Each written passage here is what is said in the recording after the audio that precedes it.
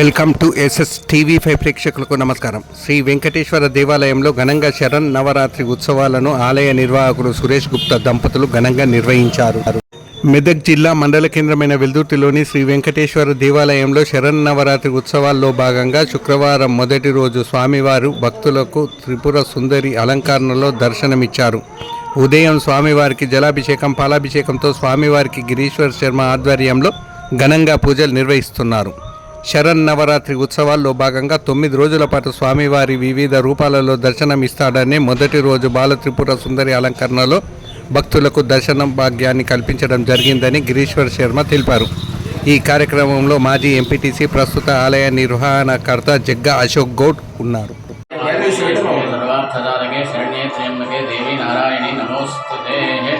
शिवनामरूपाभ्यां या देवी सर्वमङ्गलां तयोः संस्मरणार्थं पुंसां सर्वतः जयमङ्गलं कल्याणान्तरगात्राय कामितार्थप्रदायिने श्रीमद्वेङ्कटनाथाय श्रीनिवासाय मंगलम.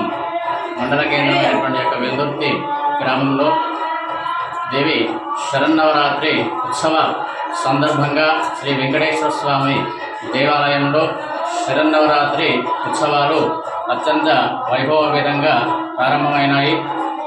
నాకు ఆశ్వీజ శుద్ధ పాడ్యం నుంచి మరియు దశమి దసరా వరకు కూడా యొక్క వెంకటేశ్వర స్వామి దేవాలయంలో నవరాత్రి ఉత్సవాలు మరియు ప్రత్యేకించి ఈ వెంకటేశ్వర స్వామికి బ్రహ్మోత్సవం కూడా చేయడం జరుగుతుంది. అది భక్తులందరూ కూడా అధిక సంఖ్యలో పాల్గొని ఆ యొక్క వెంకటేశ్వర స్వామి యొక్క అనుగ్రహాన్ని మరియు ఆ యొక్క దుర్గా అమ్మవారి యొక్క అనుగ్రహాన్ని పొందగలరని మనవి చేస్తాం.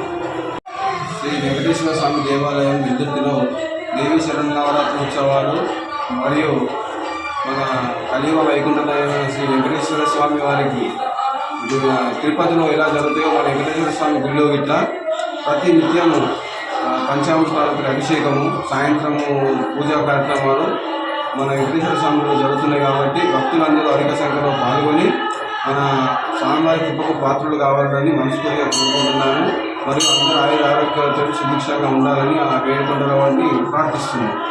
తిరుమలలో బ్రహ్మోత్సవాలు ఇవాళ నుండి స్టార్ట్ అవుతున్నాయి. అందుగురించి వెల్దుర్తిలో శ్రీ వెంకటేశ్వర స్వామి గుడిలో ఇక్కడ బ్రహ్మోత్సవాలు జరిపించుతున్నాము.